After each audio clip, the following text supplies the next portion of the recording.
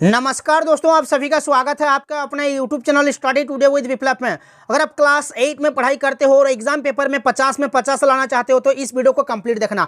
आज की इस वीडियो में हम 10 मार्च 2025 को होने जा रहे हैं क्लास 8 के साइंस पेपर के लिए 50 VBI ऑब्जेक्टिव क्वेश्चंस को देखेंगे, ओरिजिनल क्वेश्चन को देखेंगे। वायरल प्रश्न है, यही सवाल एग्जाम पेपर 2025 में यानी कि कल 10 मार्च को सीधे एग्जाम पेपर में छपने वाला है। और इससे पहले सोशल साइंस का वीडियो देख चुके हैं, इंग्लिश का वीडियो देख चुके हैं, मैथ हिंदी सभी का वीडियो आप लोगों को मिल जाएगा। ठीक है, आप लोग बस प्लेलिस्ट में जाइए, वहां पर चेक कीजिए, सारे के सारे वीडियोस आप लोगों को वहां पर मिलेगा। इस वीडियो के डिस्क्रिप्शन में भी वीडियो के लिंक डाल दिया हूं, तो फटाफट वीडियो को देखिए और चैनल के साथ जुड़े रहिए।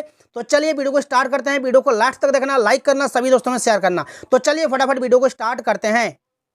तो चलिए स्टार्ट करते हैं। हम लोग फटाफट क्वेश्चन और आंसर को देखते चलेंगे, ज़्यादा यहाँ पर डिस्कस नहीं करेंगे। ठीक है, तो पहला जो सवाल है कि भारत में प्रोजेक्ट टाइगर कब शुरू किया गया था। तो देखिए, भारत में प्रोजेक्ट टाइगर शुरू किया गया था 1972-73 में, तो ऑप्शन बी सही होगा।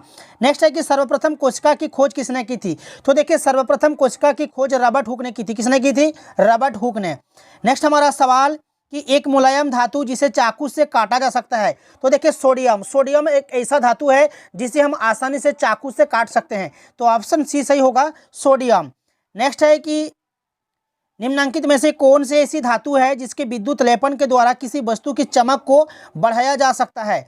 तो यहाँ पर क्रोमियम आपका सही उत्तर हो जाएगा। जैसे कि साइकिल के रिम में क्रोमियम का परत चढ़ाया जाता है। ठीक है, तो ऑप्शन बी सही होगा, क्रोमियम। क्रोमियम एक ऐसा एक धातु है जिसे विद्युत लेपन के द्वारा किसी वस्तु की चमक को बढ़ा सकते हैं।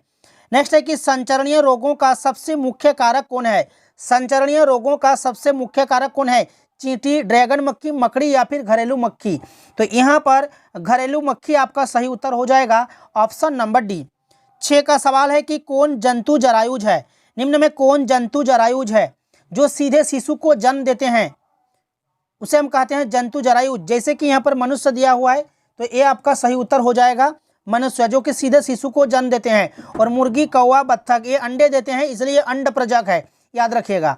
नेक्स्ट सवाल कि शुष्क मौसम में बालों में कंघी करने पर वह बिखर जाता है, तो इसके लिए कौन सा बल उत्तरदायी है? गुरुत्व बल, स्थिर वैद्युत बल, घर्षण या फिर चुंबकीय। तो इसके लिए स्थिर वैद्युत बल जो है उत्तरदायी है, इसलिए ऑप्शन बी सही होगा। चलिए नेक्स्ट सवाल है कि निम्नलिखित में किस ईंधन का ऊष्मीयमान सबसे अधिक होता है। निम्नलिखित में किस ईंधन का ऊष्मीयमान सबसे अधिक होता है? तो याद रखिएगा, हाइड्रोजन का ऊष्मीयमान सबसे अधिक होता है। ठीक है, देखिए इस वीडियो के डिस्क्रिप्शन में आप लोगों को जो है ऑफिशियल मॉडल पेपर का लिंक मिल जाएगा, जो कि JCERT द्वारा जारी किया गया था। एग्जाम देने से पहले ऑफिशियल मॉडल पेपर को जरूर देख लेना, या फिर आप प्लेलिस्ट में जाकर भी चेक कर सकते हैं। ठीक है, प्लेलिस्ट में सभी वीडियोस आप लोगों को मिल जाएगा, देख लीजिएगा। ठीक है, और इस वीडियो का डिस्क्रिप्शन में भी आप लोगों को वीडियो का लिंक मिलेगा। सभी से रिक्वेस्ट है, वीडियो को लास्ट तक जरूर देखिए, लाइक कीजिए, शेयर कीजिए। नेक्स्ट जो सवाल है कि इनमें से कौन सा गुणसूत्र शिशु के नर लिंग का निर्धारण करता है। XY, XX दोनों, इनमें से कोई नहीं। तो देखिए XX जो है ये मादा लिंग का निर्धारण करता है। ठीक है, और जो XY है, XY ये नर लिंग का निर्धारण करता है। तो यहाँ पर XY आपका सही उत्तर हो जाएगा, ऑप्शन नंबर ए, 9 का ए सही उत्तर हो जाएगा। XY नर लिंग का निर्धारण करता है। नेक्स्ट है कि मानव नेत्र में वस्तु का प्रतिबिंब किस भाग पर बनता है। मानव नेत्र में वस्तु का प्रतिबिंब किस भाग पर बनता है? रेटिना, आइरिस या फिर कार्निया। तो यहाँ पर रेटिना हो जाएगा, ऑप्शन नंबर ए। नेक्स्ट है कि खरीफ फसल कौन सा है। खरीफ फसल का उदाहरण गेहूं, चना, आलू या फिर धान। तो यहाँ पर खरीफ फसल हो जाएगा आपका धान, ऑप्शन डी सही होगा, धान। नेक्स्ट है 12 का कि सौर परिवार में कितने ग्रह है। तो सौर परिवार में 8 ग्रह है, ऑप्शन ए सही होगा, 8। घर्षण हमेशा हानिकारक है, लाभदायक है, ना हानिकारक या फिर ना लाभदायक, कुछ मामलों में हानिकारक या फिर कुछ मामले में लाभदायक। तो ऑप्शन डी सही होगा, घर्षण जो है कुछ मामले में हानिकारक होता है और कुछ मामले में लाभदायक होता है, तो ऑप्शन डी सही होगा। 14 का सवाल है कि पैराशूट बनाने में किस रेशे का उपयोग होता है। पॉलिस्टर, नायलॉन, कपास या फिर इनमें से कोई नहीं। तो पैराशूट बनाने के लिए जो है नायलॉन का यूज किया जाता है, तो नायलॉन यहाँ पर सही उत्तर हो जाएगा, ऑप्शन बी, क्योंकि ये सबसे मजबूत होता है इसलिए। मानव के कानों के लिए सरबता परास, तो सरबता परास कितना है? 20 हर्ज से 20,000 हर्ज। ठीक है, तो ऑप्शन ए सही होगा। देख सकते हो ऑप्शन नंबर ए में दिया हुआ है। नेक्स्ट सवाल कि किस यंत्र के उपयोग से भूकंप की तरंगों की रिकॉर्ड किया जाता है? किस यंत्र के उपयोग से भूकंप की तरंगों को रिकॉर्ड किया जाता है? तो कौन सा? तो याद रखिएगा, भूकंप लेखी कहा जाता है उसे, भूकंप लेखी। Option C. विश्व तापन का प्रमुख कारण क्या है? विश्व तापन का प्रमुख कारण जो है कार्बन डाइऑक्साइड की बढ़ती मात्रा। तो ऑप्शन डी सही होगा, कार्बन डाइऑक्साइड की बढ़ती मात्रा। संकटापन्न प्रजाति है घोड़ा, गाय, कुत्ता या फिर बाघ? तो बाघ जो है संकटापन्न प्रजाति है, तो ऑप्शन डी सही होगा, बाघ। नेक्स्ट है कि जंतु कोशिका में क्या अनुपस्थित होता है? जंतु कोशिका में कोशिका भित्ति अनुपस्थित रहता है। कोशिका भित्ति जो है पादप कोशिका में रहता है। ठीक है, तो ऑप्शन सी यहाँ पर सही उत्तर हो जाएगा। जल के शुद्धिकरण के लिए किस अधातु का उपयोग किया जाता है? तो जल को शुद्ध करने के लिए क्लोरीन का यूज किया जाता है, क्लोरीन। ऑप्शन बी सही होगा, क्लोरीन।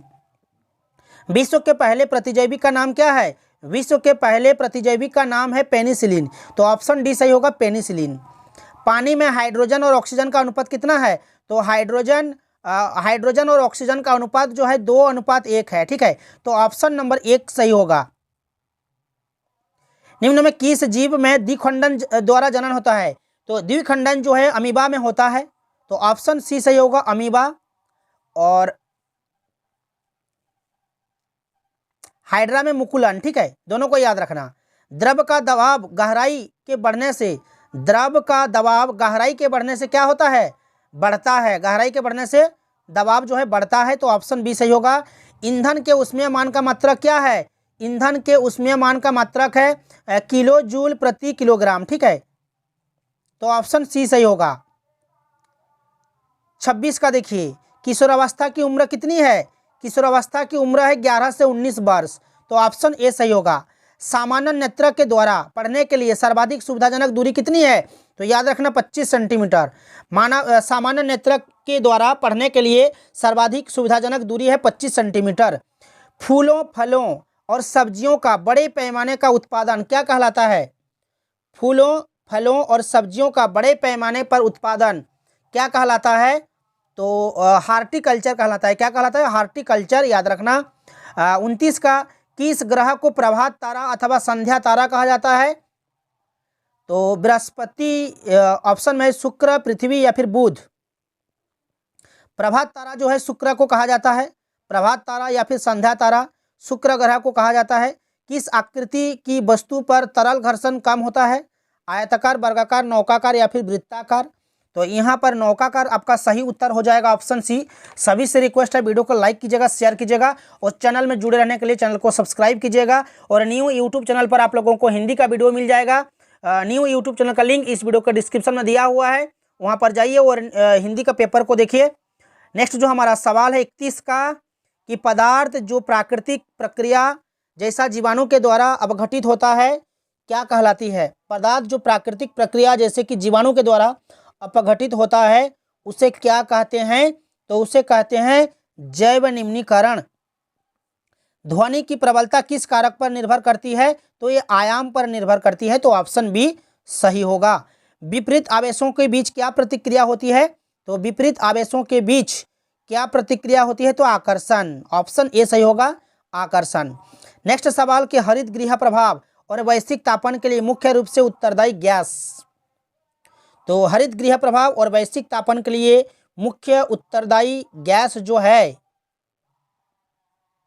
आपका कार्बन डाइऑक्साइड और मीथेन दोनों हो जाएगा, इसलिए ऑप्शन नंबर सी सही उत्तर हो जाएगा, दोनों। वह पुस्तक जिसमें सभी संकटापन्न प्रजातियों का रिकॉर्ड रखा जाता है तो उसे क्या कहते हैं? तो उसे कहते हैं रेड डाटा। क्या कहते हैं? Red data. यहाँ पर आपका सही उत्तर हो जाएगा, ऑप्शन नंबर डी। निम्न में कौन सा पदार्थ जीवाश्म ईंधन है? सौर ऊर्जा, पवन ऊर्जा, जल ऊर्जा या फिर कोयला? तो यहाँ पर कोयला आपका सही उत्तर हो जाएगा, जो कि जीवाश्म ईंधन का उदाहरण है। कोशिका में कोशिका द्रव्य के बीच, कोशिका में कोशिका द्रव्य के बीच खाली संरचना होती है जिसे कहते हैं रिक्तिका। कोशिका में कोशिका द्रव्य के बीच जो खाली संरचना होती है उसे हम कहते हैं रिक्तिका। कौन सी अधातु कमरे के ताप पर भी वायु के साथ अभिक्रिया करती है? तो हो जाएगा आपका श्वेत फास्फोरस, ऑप्शन ए सही होगा। नेक्स्ट सवाल 39 का कि किण्वन की प्रक्रिया की खोज किसने की थी? तो किण्वन की प्रक्रिया की खोज लुई पास्चर ने की थी। लुई पास्चर आपका यहाँ पर सही उत्तर हो जाएगा। 40 का कि जब चालक विलयन में विद्युत धारा प्रभावित की जाती है तब विलयन के रंगों में परिवर्तन होता है, यह संकेत करता है विद्युत धारा के रासायनिक प्रभाव का। तो ऑप्शन ए सही होगा, विद्युत धारा के रासायनिक प्रभाव का। नेक्स्ट है 41 का कि विश्व में सर्वाधिक एक भेड़ का क्लोन विकसित किया गया जिसका नाम था क्या? जिसका नाम था डॉली, ऑप्शन सी सही होगा। तरल है, तरल यहाँ पर कौन सा हो जाएगा? तो तरल हो जाएगा द्रव और गैस दोनों, ठीक है, ऑप्शन बी सही होगा। द्रव और गैस दोनों तरल होते हैं, इसलिए ऑप्शन बी सही होगा। 43 का कि विद्युत उपकरण में लगी आग बुझाने के लिए सबसे अच्छा अग्निशामक कौन सा है? विद्युत उपकरणों में जब आग लग जाती है तब किस अग्निशामक का यूज करते हैं? तो कार्बन डाइऑक्साइड, पेट्रोल, पानी या फिर तेल। तो यहाँ पर कार्बन डाइऑक्साइड हो जाएगा, ऑप्शन नंबर सी सही उत्तर हो जाएगा। 44 का है कि लड़कों के गले में सामने जो उभरा हुआ भाग उसे क्या कहते हैं? लड़कों के गले के सामने उभरा हुआ भाग को कहते हैं कंठमणि या फिर एडम एप्पल। क्या कहते हैं? एडम एप्पल या फिर कंठमणि। तो ऑप्शन 44 का ये सही होगा। श्वेत प्रकाश यानी कि सूर्य के प्रकाश में कितने रंग होते हैं? तो 7 रंग होते हैं, ऑप्शन सी सही होगा। एक स्थान पर एक ही प्रकार के बड़ी मात्रा में उगाए गए पौधों को क्या कहते हैं? तो उसे कहते हैं फसल कहते हैं। क्या कहते हैं? फसल। खगोलीय पिंडों के बीच की दूरी को किस इकाई में मापा जाता है? खगोलीय पिंडों के बीच की दूरी को किस इकाई में मापा जाता है? तो प्रकाश वर्ष में। प्रकाश वर्ष यहाँ पर सही उत्तर हो जाएगा। 48 का कि घर्षण कितने चिकने सतहों की अपेक्षा रुखड़े सतहों पर अधिक होता है, ठीक है। जहाँ रुखड़ा होता है वहाँ पर घर्षण ज़्यादा होता है, तो ऑप्शन ए सही होगा। निम्न में कौन प्राकृतिक बहुलक है? पॉलिस्टर, सेलुलोस, एक्रिलिक या फिर नायलॉन। तो यहाँ पर सेलुलोस हो जाएगा, सेलुलोस, ऑप्शन बी सही होगा, सेलुलोस।